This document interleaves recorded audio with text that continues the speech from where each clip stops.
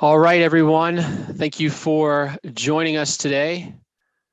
I am we're letting people get into the meeting here. Got a little bit of a late arriving crowd, but we're going to go ahead and get started. If people are getting in a bit late, we are recording this, so no problem. We'll post it on our YouTube channel, so anybody that wants to can go ahead and view it. So let's kick us off. My name is Ben Follett. I'm the Director of Sales and Marketing at RISA. And today, we're going to go ahead and focus on RISA-Calc with our webinar, RISA-Calc, taking your component design to the next level. The first thing I want to do before we really do anything else is to talk a little bit about just the Zoom webinar. Maybe you've done 1,000 Zoom meetings. Maybe this is the first time you've done a Zoom webinar. There are going to be a few different things in here. And so the first thing is that if you have any audio issues, just make sure that you log in via the phone call or the computer audio. The second, and maybe more important, is the Q&A box. So while there is a chat box, we're not really going to monitor the chat box because we have that Q&A feature. And so you should be able to go ahead and ask open questions. You should also be able to see what questions are being answered.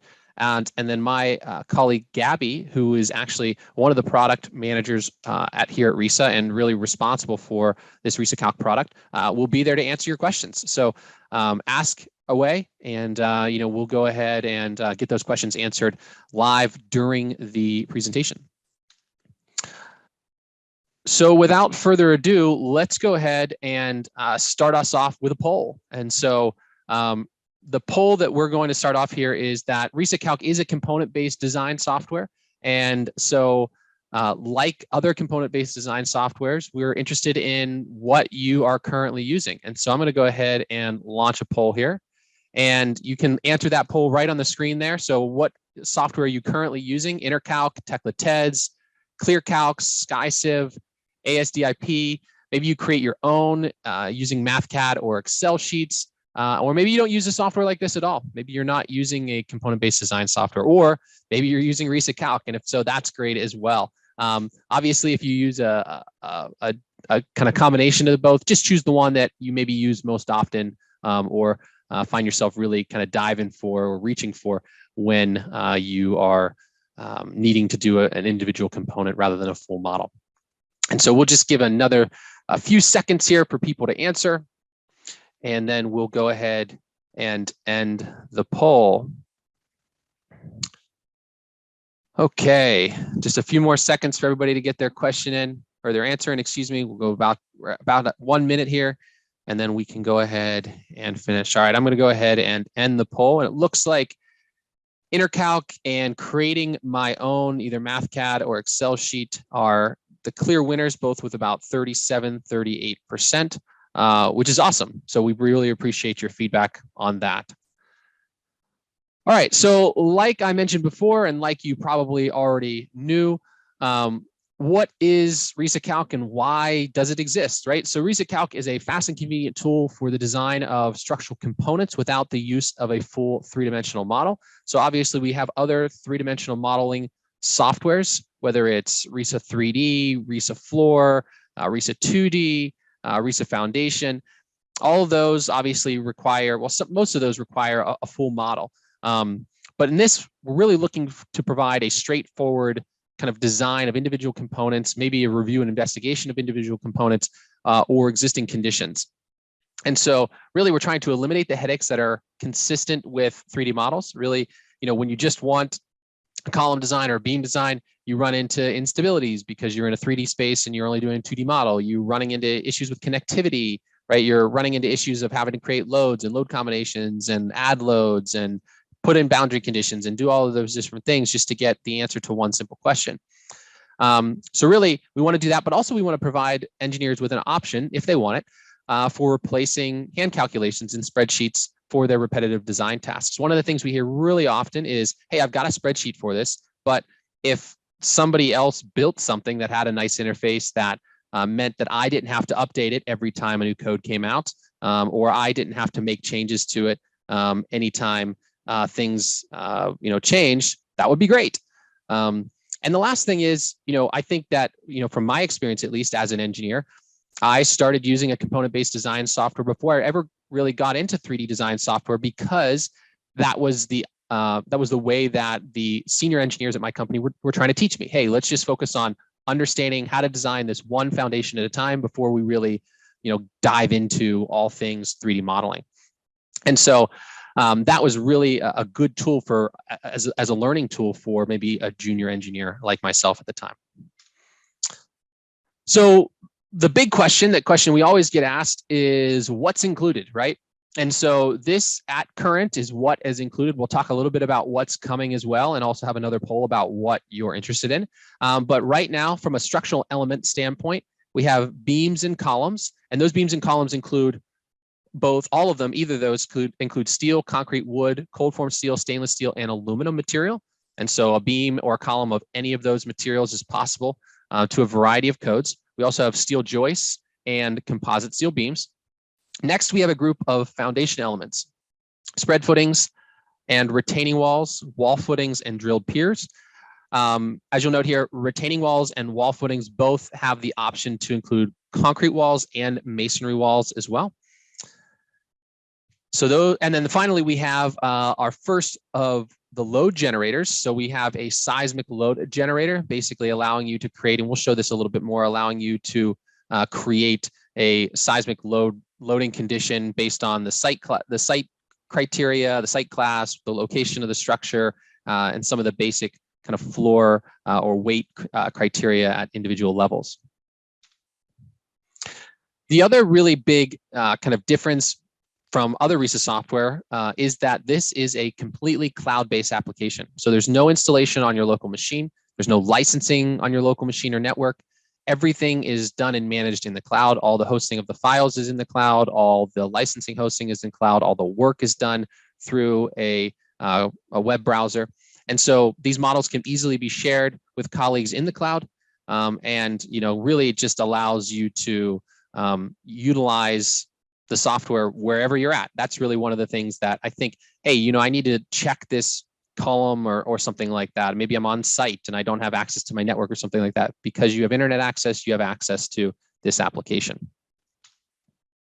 So with that, let's go ahead, that brief introduction, let's go ahead and jump into our actual live demo here. So let me switch to RISACalc, and we'll go ahead and jump into the interface. So let me jump back a little bit just to the project screen. So when you start RISACalc, you'll get a similar version to, or kind of a screen to this. You'll get kind of an introduction screen. You'll have some different kind of options for starting a new project or opening an existing project. There'll be some options for different resources on that main screen. Obviously, I'm already in a project here, and so I've got the information started, but I could go ahead and pick a new project or choose which project I'm going to use. But in this case, I'm going to go ahead and just use this Watney residence project that I already have here.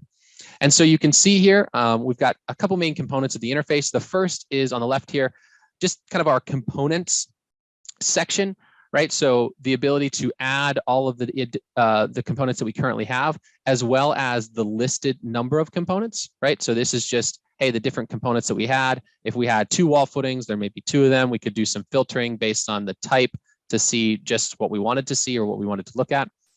We obviously then have the kind of main graphical interface. So this is interactive as well. So if I select, an opening, or excuse me, I select a load, or I select a boundary condition or something like that, it, the interface jumps to that particular input. So that's really great. And then finally, we have the actual properties here. So the properties of, in this case, a steel beam, how I want to change those properties, the span condition, the design conditions, the loadings, et cetera. So all of those things are pretty basic, pretty set in stone for the individual components. Those will remain the same as you work through the different components. Next, though, let's go ahead and just open up the settings here. So in settings, I see already in the Q&A, we've got some questions about different codes that are available. And so obviously, we're heavily focused on the US codes. And so we do have, obviously, a lot of the US codes. We also do have some Canadian codes as well for different material types. So for hot rolled steel, there's Canadian codes. For cold form and composite steel, Canadian codes as well. Some of the concrete, if we look at some of the concrete foundations, we also have US and Canadian codes. And so you can kind of see some of the options here for the codes available. You can switch between different codes. You can set the codes for different materials as you see fit. We'll go ahead and jump into the concrete and composite options in a bit because we'll go ahead and look at some of those different member types and look at the options that we can switch through there. But I do want to mention you do have the option to change units. If you want to set a standard metric or standard imperial unit, you can do that. You could also set whatever kind of unit set that you want and save that kind of as your default as well. All right, so let's actually start doing something rather than just looking at the interface. So I'm going to go ahead and add a new column here. So I just, in the component here, just clicked on column. That column was added. I'm going to go ahead and make this a concrete column. So let's switch that to a concrete column. And I'm going to go ahead and set that size maybe to just an 8x8. And I'm just using tab to kind of tab through, just like I would if I was in Excel or something else. I could also switch to a circular column if I want. Next, I'm going to go ahead and look at some of my reinforcement options. So if I open up my flexural reinforcement here, we can set our reinforcement options for min and max bar size. Again, if I select something in the interface, it automatically is going to select it in the properties as well. So we're going to keep our min and max bar sizes the same here. I can also look at shear reinforcement. So how do I want to set my ties and as well as the number of ties, and then can edit my cover. Now I'm not going to change any of that. I'm going to go ahead and do span here, and I'm actually going to add a second span on top of this already existing 10-foot span. So I'm going to go ahead and just click add span here, and I want to make that span 8 feet. So let's just say 8 feet. And so now I have my, kind of multi-span or 2-story maybe concrete column in this case. The next thing I can do if I don't want to add any more spans and I don't want to change any of the boundary conditions is I can go ahead to design here. And so I can see the bracing options as well as some of the K-factor options and sway options for this particular column. Now in this case, I'm going to go ahead and change my brace conditions for in and out of plane to be at my supports. So I'm going to make my brace conditions at that 10-foot location and at that kind of additional 8 feet or 18-foot location as well. So we're braced in and out of plane for at those locations. Finally, we can go ahead and start to add some loads. So I'll click on some loads here. For a column, obviously it makes sense that we're going to add a point load or a distributed load. And so let's go ahead and start. I'm going to add a dead load in the vertical direction. And let's say this magnitude is going to be 35 kips. And you'll notice here automatically that magnitude is downward. Next, we can go ahead and close this out, and let's go ahead and add in another dead load. And so in this case, another vertical dead load, and let's make this 50 kips, but I want to place this at that mid location. So in this case, let's put that at the 10-foot location. All right, so I've got a 35 kip load at 18 feet and a 50 kip load at 10 feet. Now let's also add a distributed load. So let's add a distributed load, horizontal distributed load. So let's make this maybe a wind load. And we can see here that I can add the start and end magnitude. And so this could be a variable load if we wanted it to. So let's go ahead and say 0.5 kips per linear foot to 0.85 kips per linear foot. And I'm going to make this along the entire length here, but I could go ahead and say I want this to be to only 80% of the beam or something like that, right? In this case, though, I'm going to go ahead and make that to 100% of the beam. Now, one thing you'll notice the entire time in this case is that we're automatically getting load combinations created for us. And so these load combinations obviously we want them to make sure that they follow whatever design approach we have here. So obviously concrete being strength level design. If we go ahead and look at click on the little gear here, we're going to do P delta as well as strength level design. We can toggle on ASD combinations if we want, as well as self weight. We could choose different drop downs, different codes, different years to pull out different combination sets, but those, as well as the deflection load combinations, are getting created automatically for the loading that we've applied. Now, in this case, I can just go ahead and click solve really quickly, and then we're going to go ahead and be presented with our results. Now, the detailed report kind of pops up to the side here. I'll expand that in just a second, but maybe I can see that first and foremost, we get a kind of our basic code check with our governing load combination. So we've got 1.2 dead plus 1.0 wind. Has a load check of just about 44%. We could also go ahead and view like our shear load on our shear diagram. And we can go ahead, if we kind of hover over our shear diagram, we can see the actual shear at the specific location that we're looking at. can do the same thing for a moment diagram. Maybe I want to look at deflection. Again, the same thing. And then I can also go ahead and look at my reactions. And maybe we'll turn off our boundary conditions so we can see a little bit better.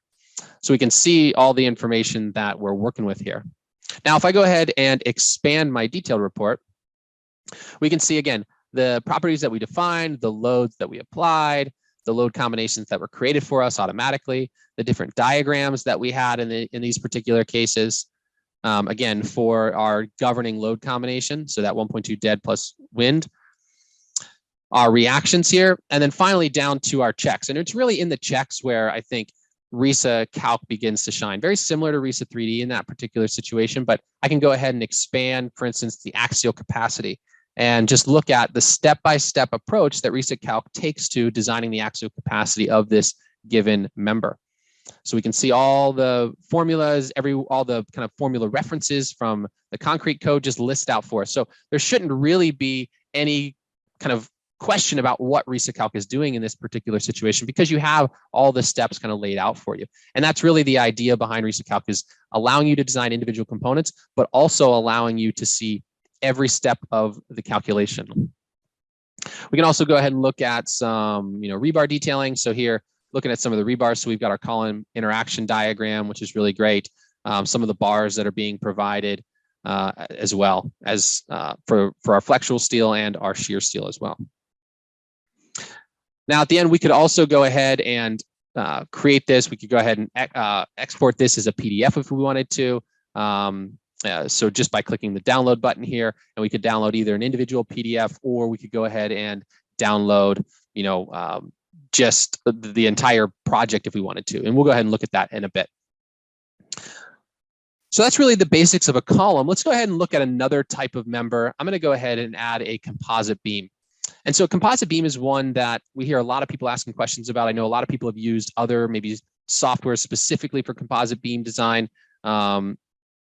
really because really because there's a lot of situations where the composite beam maybe needs to change, or you need to make some modifications to it. You need to check to see if additional loading is going to make the beam pass or fail. And so we can go ahead and you look at a composite beam design. So let's go ahead and back up into the settings here. We do have a specific setting for composite beams. And so, we can go ahead and look at our minimax composite action, our minimax stud spacing, and then some additional criteria for flange width that we'd have to have for 2 rows or 3 rows, and then the eye effective percentage that we're going to go ahead and set here. So those are just some basic composite settings. Now for this particular beam, I'm going to go ahead and choose a new beam size. So let's say I want this to be a 21 by 44, and I want this to be 45 feet. So I'm just typing in those two. And then I can start to look at the general properties here. So camber, how do I want to camber this member? So I can define it explicitly, or I could optimize the camber. So in this case, I'm going to go ahead and set, based on the code, min camber is 3/4 of an inch. So that works. I'm going to say I want to use total dead load in this particular case. And we can go ahead and click done because I wanted to optimize the camber. We can look at our deck here. So what do I want to, yes, I have metal deck. I'm not going to be short in this case, which is okay. I can set either a Verco or a Volcraft deck, maybe use a Volcraft deck here.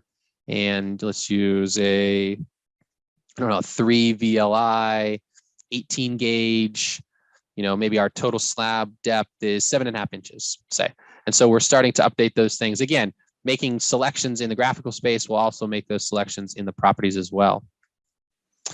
We can also look at the stud information. I'm going to keep most of this is the same. We're just going to optimize those studs. And then I can look at the beam layout. So in this case, we can set the adjacent beam left and right. I'm going to go ahead and say to the left here, we actually going to have a slab edge at a distance of 5 feet away. And to the right, we'll have another beam maybe 8 feet away. And so just a little bit of variability when we're calculating that effective width for that beam.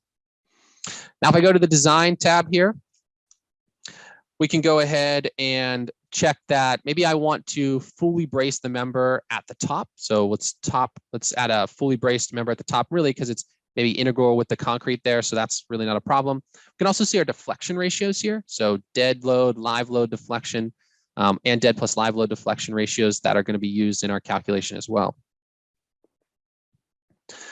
Finally, let's go ahead and add some loads. So again, let's go ahead and add a distributed load to start.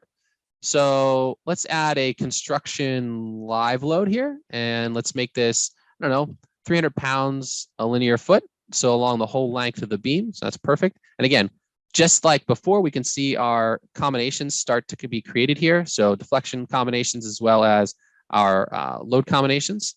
So with that construction live load, let's also add a post-composite dead load. And let's make that, I don't know, 0.2 kips per linear foot. Now this would be in addition to the dead load that's already existing for the beam, for the concrete, for the metal deck, etc. So that already exists. Let's also add in a live load. So this is obviously post-composite or just regular live load. And let's add that in at 0.4 kips per linear feet. And then finally, let's go ahead and add in a point load. So I'm going to go add a point load, and let's make that point load in the live load case as well, and make that magnitude 5 kips. And let's put that at the 20-foot location. So we can put it at the 20-foot location along the member there. Now remember, again, if you needed to make a change, I could go ahead and select this, and it would automatically open that. And then I could, select the distance here and make that change. And so now we've kind of working through the change of this particular beam. So again, when we're ready, we could go ahead and just run the analysis. So again, I've got my governing load combination in this case. So I've got a code check about 95%, and we're using a little over 29% composite action. So pretty efficient design for this particular member. If I go ahead and look at some of the results, we could just look at the moment diagram. Obviously, we're pretty simply supported here, so pretty simple moment diagram. We can see that we've got 24 studs and a camber of 2.5 inches. So if we open up or expand our detailed report here, we can start to see some of that information. So really, again, similar information in really every report with properties, loads, load combinations, and diagrams, and also reactions. Really, it's when we get down to calculations that things start to differ a little bit, right? And so we can see like what our applied loading looks like for composite. And I apologize if these numbers are a little small. We'll make sure to send everybody the link to the YouTube video so that they can kind of review this as well. We can go ahead and look at the calculation for non-composite bending. And again, there's a lot of stuff going on here, right? But most of you who are familiar with composite design are obviously familiar with, the calculation of the CV factor for lateral torsional buckling, right? And so you're seeing all of those things being calculated step by step. We can look at the design of our studs. So what's our Q total and our percent composite action. We could also see our deflection check. So looking at pre-dead load, live load, and dead plus live load deflection. So we've got our deflections, we've got our location of that check, right? Now, obviously, most of these are going to be at the midspan, but here, because we do have that live load, point load that's applied, that skews that location of our check. So like that's a good, for me, that's a good kind of sanity check to make sure, okay, that is doing that the way that I would expect it to. We see our ratios actual, and then our ratio, which is what we're designing to, and then ultimately the unity check. And then finally, just our simple detail, which we already saw live in our model there with a 21/44 with 24 studs having a camber of 2.5 inches over 45 feet. And so we've done and gone through the design of that particular element. Now, again, if I wanted to download this report, I could go ahead and click that download button and see that I could just download this individual composite beam. I could download and select all other components if I wanted to. That would be great. Or I could actually just say, I want the composite beam, but I only want, reactions, calculations, and any messages, right? I don't want forces, properties, loads, load combinations, et cetera. So I can go ahead and download those things, print it out, download to a PDF, whatever I want to do in that particular situation. So really, it really gives you, again, and this is pretty similar. It's built on kind of the same technology that if you're familiar with RISA 3D, RISA 3D uses this same kind of really robust detailed reports to give you all the information that you need. Now let's go ahead and look at a condition of an element that I already have in my model. So here, maybe I want to go ahead and make a change, or I've already designed this retaining wall, for instance. So here's this retaining wall. I just selected retaining wall on my list. And I'm going to go ahead and review, and maybe I've been informed by somebody that I've got to make some changes, right? And so here's this existing retaining wall. No problem. We're not going to make any changes to the geometry because maybe, hey, the building footprint is set, so the thickness of the wall and the length of the wall that we would define here has already been defined. So we're not worried about changing that. We're not worried even about changing the size of the footing. We're going to leave that the same for right now. But maybe what has been asked of us is we're going to go ahead and make this a masonry wall. So they asked, hey, we need this basement to be actually a masonry wall. And we're also going to make sure that this wall's propped, right? So we're supported at that. We've got a floor condition there. And so we're going to go ahead and prop that wall. Now we could add look at some other information. If I click on the info here, we could go ahead and see the definition of the different, material here. If we wanted to set a custom masonry material, so maybe your material isn't following these standard materials, you could do that as well and set custom conditions. That's totally up to you. So now that I have the geometry the same and we've changed the property to give us our masonry wall, I'm going to jump into soil here. And so we can switch or start to switch the different factors, the K factors, the the groundwater. If we have different heel or toe soil parameters, we can change all of those. In this particular case, I'm going to add a surcharge. So I'm going to add a surcharge over this side here. So let's add a surcharge of, let's say, 0.1 KSF. And let's also angle that. So maybe we have this backfill angle in this particular case. So let's set that to a 5-degree backfill angle. And so just a little bit of variability in this particular case. Now we could choose our lateral earth pressure calculation method. I'm going to leave this as the Rankine. We could also go ahead and modify, which is important for our foundation design, our subgrade modulus and our allowable bearing pressure. So obviously, both of these are super important in designing the footing and the interaction between the footing and the subsoil here. And so you want to make sure, specifically when doing any type of foundation, right? Specifically shallow foundations, whether they're retaining walls or spread footings or wall footings, that you're paying close attention to that subgrade modulus and that allowable bearing pressure. Next, let's go ahead and switch to the reinforcement tab. And so in this particular case, I am going to have a reinforced masonry wall. We could also choose to have a non-reinforced masonry wall, but let's have a reinforced masonry wall. It's going to be partially grouted. We'll place the bars in the center, but we could also have some additional options for what we're going to do. With that being done, we don't really have a need for setting cover because they're just right in the middle. And then we can set our bar size and then set our spacing along this 15 feet that's going to be designed. So min-max spacing 8 to 72 inches. We could also set some different calculation method and mortar types for this particular wall. Now, if I go ahead and click on something in my footing, we're jumped into that footing tab for reinforcement. So I just clicked on this number 4 is at 18, which is the definition of our longitudinal bars here. So you can see that drop down is already selected here. We can also set how this reinforcement is being designed. So do you want it to be a single layer of reinforcement? Maybe you don't need top steel because you're not going to have any moment or anything, or you don't require that in your design. We could do that. We could design our top and bottom bars or set the size and then set our min-max spacing that RISACalc is then going to design. Finally, let's go ahead and look at our loads. So looking at our loads here, maybe we don't need to make any crazy changes, but I'm going to go ahead and click on this point load. And let's say that magnitude is going to change to 5 kips. So we went from 7.5 to 5 kips based on whatever information that our engineer or architect gave us when we're looking at this. Again, load combinations being automatically created in this case. So we've got load combinations that are being done, and then we can go ahead and solve this model.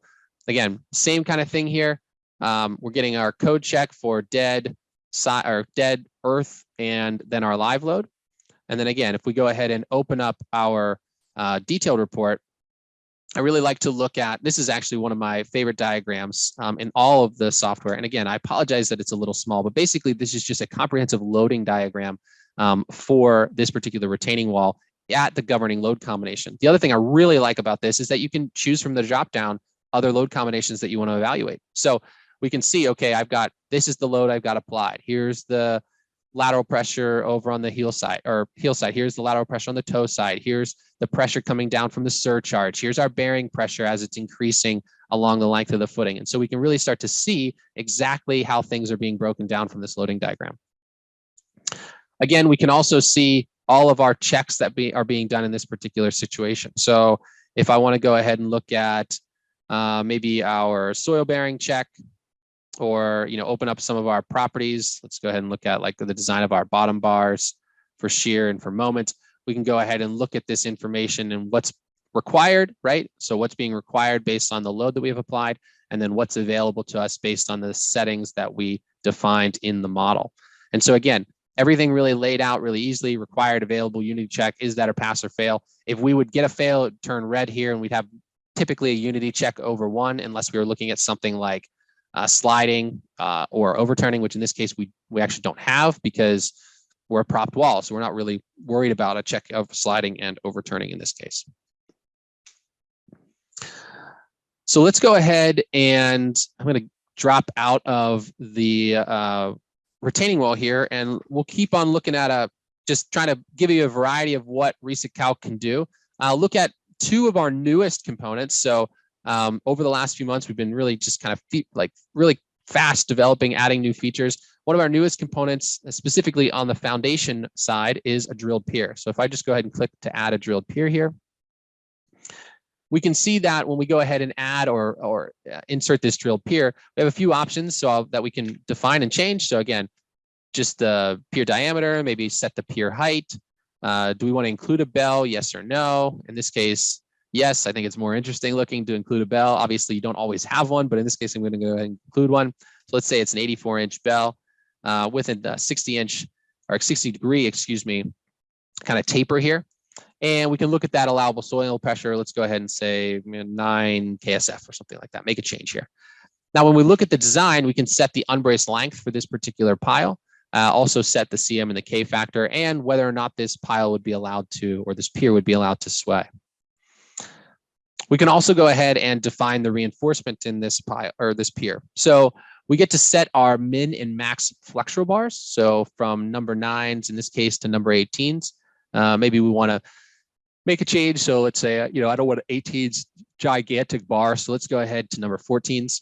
We can also define how the shear reinforcement is going to be defined. So either we explicitly define it, so the number or the bar size, the number of legs or ties, and then the spacing, or we say, let's just go ahead and optimize that. So in that case, we're not really setting the spacing. We're going to allow RISACalc to optimize the spacing for us, but we just still need to set our tie size and the number of legs for the ties. Then finally, we can go ahead and set our cover. For our forces, I'm going to go ahead and add forces. So our forces get added kind of in a little group here, right? So we're generally adding our point, our axial, shear, and moment loads for a given pier like this. And so I'm going to go ahead and add 2 separate kind of groupings of loads. So the first in this particular case, let's say, is going to be a dead load. And we'll say 200 kips axial. Let's make shear 10 kips. So, and then moments, let's say 215. So we've got that. And then I'm going to go ahead and add a wind force. So let's go ahead and add wind. And let's say axial in this case, let's say it's actually uplift. Let's say negative 75 kips. Our shear, let's say, is 50 kips, and our moment is going to be 520. Oops, I'm dyslexic here, 525. And so again, all along, we're creating those load combinations here.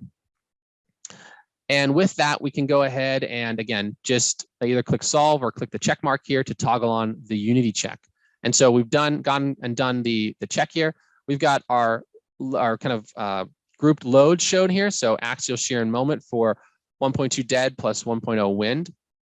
Again, we can go ahead and expand our report. And we've got, again, input data, forces and load combinations, which are important, but not overly important in this case. But really what we want to look at is our axial capacity and our bending check. So using the ACI code, the 319 or the 318 in this particular case, plus some of the PCA notes that are included in that particular design code, we can see the design for our axial capacity and our bending unity check as well. We could also see our shear design strength. So because we were able to design the shear, we could see the shear strength provided by the steel as well as the shear strength provided by the concrete in conjunction with each other.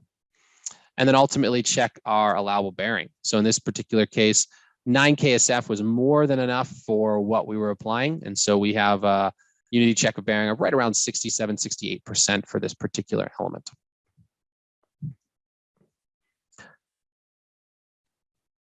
So let's go ahead and look at one more check. We've looked at a lot of components, whether it's a beam or a column or a wall. let's go ahead and look at something a little bit different and look at our seismic generator. This is our newest check, one that we're really excited about. I know in my past experience, something that was really useful either early on in a project where I didn't want to create a full model, and I was just putting together some basic information, basic criteria of a proposal for a job that we were trying to bid on. And so in this particular case, we're going to first define the general details of whatever structure that we're using. Now, we do have two options. We can set our equivalent lateral force, or we could do a non-structural component. We'll show both here really quickly. So in this case, we'll go ahead and define a risk category. So let's say risk category 2. What kind of structure type is it going to be? What is our seismic system? And so we could define a custom seismic system, basically set the R, the omega, and the CD, or based on the table. And so I'm going to go ahead and just hit the ellipsis here and pop open the table. And let's go ahead and select an intermediate, let's say, I'm going to make it, an intermediate moment frame. So let's find our we got to get out of bearing wall systems first. So let's get down in here into moment resisting systems. So intermediate moment frame, perfect. All right, so we've got our intermediate moment frame, R value, omega, CD. We also have our drift structure type. So set our drift structure. So in this case, I'm going to stick with this base one here, which is a non-masonry structure under 4 stories. Now we actually have to go ahead and define those levels now. So let's go to structure weights. And I don't need to generate diaphragm forces in this case, so I'm just going to go ahead and turn that off, but I can start to define and rename my floors in this particular case. So let's say first floor, let's say that weight is 145 kips. Let's add a floor 2, and let's make this one 120 kips, and then add a floor 3. And let's go ahead and make this at the roof, obviously a little bit less, roof's a little bit lighter generally, 75 kips. Now that we have our loads applied here, and our forces added, we can go ahead and look at our site-specific data. And so one of the great things is this does use the USGS hazard map. So I can go ahead and enter in either coordinates or an address. In this case, I'm going to go ahead and enter in just the zip code of our office. So our office is located in Foothill Ranch, California. So it's going to go ahead and pull the SDS, the SD1, and the S1 values directly from USGS and give you that information. So no more looking it up if you don't want to. You could also go ahead and set the period information, so approximate or a custom period, and then set your long period value. And then if we just go ahead and view the detailed report, very simple here, but basically the breakdown of all the information that you've created in addition to the information that was calculated here. And then in the story force distribution here, just seeing that base shear and the individual forces at each story. So the percentage of our story force at each level, as well as our deflection limit as well. Now, if I go ahead and jump out of this, I want to jump back to kind of the base here, and let's go ahead and switch to a non-structural component. This is, again, something that we as engineers do all the time. And maybe in this case, we want to go ahead and do, maybe it's a sign or a billboard that's hung on the side of a building. And so in this case, I'm going to go ahead and leave our importance factor the same, but I'm going to click on the ellipsis here. And I'm going to scroll through this and find, let's see. I think there's one for signs and billboards. Here we go. So I'm going to say, yeah, I've got a sign on the side of my building here that I want to go ahead and kind of calculate the properties for. So if I go ahead and switch to structure weight, what's the height of our sign? So let's say our sign is 25 feet in the air. So again, the definition here is clearly defined using the picture here. So that's the location of the sign. What's the average roof height? So let's say this is maybe a sign with a low roof. So let's just say that low roof is maybe 30 feet. And then what's the operating weight of that? So let's say, I don't know, maybe 135 kips. Again, we can look at that site-specific data. If we wanted to go ahead and change this, we actually just had a sign put on our building at our office. So maybe this is the sign that we're actually having put on our building we wanted to check. Again, we could go ahead and just need the SDS, and it's the same from Foothill Ranch here, so we don't really need to make any changes, but we can go ahead and view that detailed report. And so again, just basic information, site class, data, the force results. And if we needed this, maybe we needed to put this in a calculation pack, I could just go ahead and say, seismic generator 1, all that information. I'm going to go ahead and click done, generate that PDF, and go ahead and open that PDF. So really simple, being able to have that PDF added here in this in this report.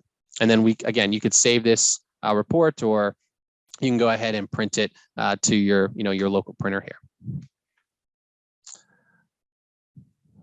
So with that, let's go ahead and I'm going to go ahead and jump back to our PowerPoint, where we can go ahead and start to kind of wrap up the presentation here. And so before we go ahead and wrap up the presentation, though, I want to go ahead and do another poll question. Before we go ahead and start talking about some of the future stuff that's coming up, I want to talk about what you're interested in, right? We've got a good group of 250 people here. And so your information that you can provide is super valuable here. So I'm going to launch this poll. And so what future components, features would you like to see that would maybe make you use RISACalc more?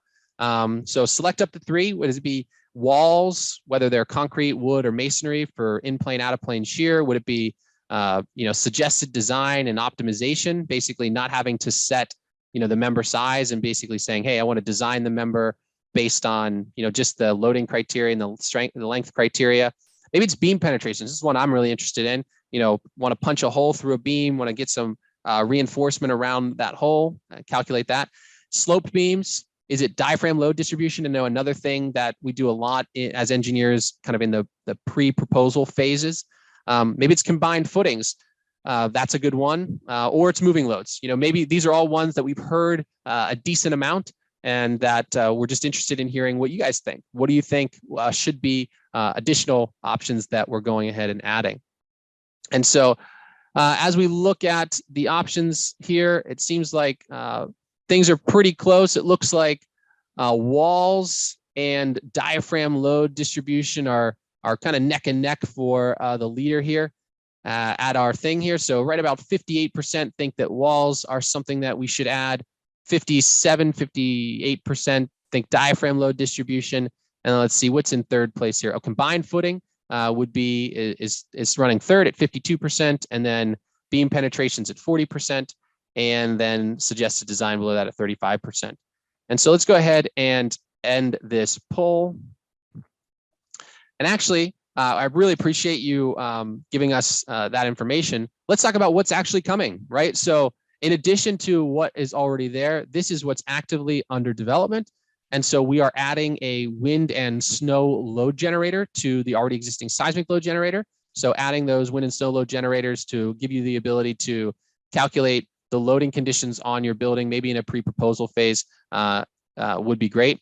The other is, and we actually had originally combined footing on our list, but after some review and some conversation with engineers, really said, I don't design combined footings often, but I do design strap footings way more often, basically just 2 spread footings tied together with a grade beam. And so that is actually the next foundation element that is upcoming in our development queue. We also, I'm glad to see that you guys are really interested in walls, because that is also something that's really right around the corner for us as far as development is concerned, is the addition of walls for concrete, wood, and masonry as well. So thank you. I really appreciate you guys confirming that is something that you guys would want to see in a product like RISACalc. Now, before we end here, just want to talk about a few resources. So we first and foremost have our YouTube playlist. So almost all of our current offerings, current components have a video. So whether it's a member design in aluminum or steel or a retaining wall, we are just about to upload the most recent ones, which are drilled pier and seismic load generators. So those will be on the YouTube playlist very shortly. Also, the online help file. So just clicking the little help button inside the program, or you can access the help file through the website, is a great place to find release notes, to see what's been updated in new releases. A great place to find all things about RISACalc and how it's being used.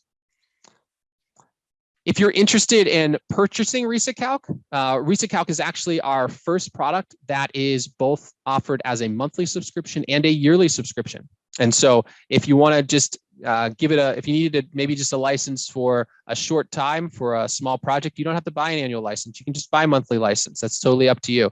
And so really easy. You could just visit RISACalc and click the buy button, choose monthly or annual, and then just complete your purchase with a credit card, and everything, your receipt and your information about accessing the RISACalc website is sent to you in an email automatically.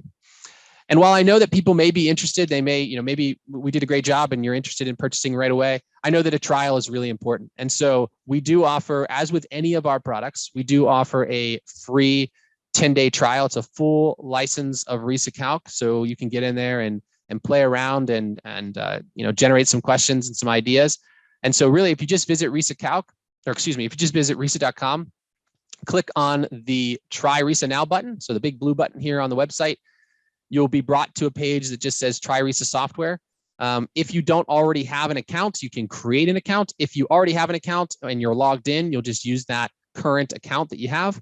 And then you just request the license that you want. So request RISACalc as a license. Again, you'll be sent the information about RISACalc, and you can just visit calc.risa.com and use that information that you're sent via email to log in and take a look at RISACalc. So try out the modules, try out the features. Let us know what you are. Let us know what you're interested in, and we can go from there.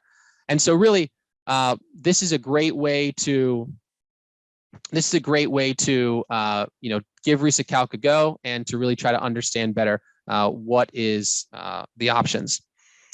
And so, yeah, like I said, if you have any questions, I know that I see that there's been a ton of questions coming in for Gabby in the Q&A session. We'll keep that Q&A open a little bit longer. I'm going to leave this page up for upcoming developments because I think that's one of the main questions that we get all the time with a newer product like RISACalc is, that what's coming up in RISACalc. And so we can go ahead and leave that up here for those that are interested. But ultimately, I appreciate everybody's time and everybody's willingness to join us for this short webinar on RISACalc. If you have any questions, please reach out to kind of our main box, which is info@risa.com. You can send a question over to there. Or if you are already a Calc user, or if you're in your trial of Calc and you've got a question, a technical question, you can reach out to our support team, support@risa.com. And yeah, we're really excited about people starting to use RISACalc. We're really excited about the new features and functionalities that we've added, and really hope that you'll come along with us and give RISACalc a try. And if it works for your workflow, that's great. If not, let us know what else you would need to to really take the dive or to move over from one of those other softwares that you mentioned in the beginning of the presentation. So thanks very much, everybody. We look forward to speaking with you a bit later, and we hope you have a great rest of your day.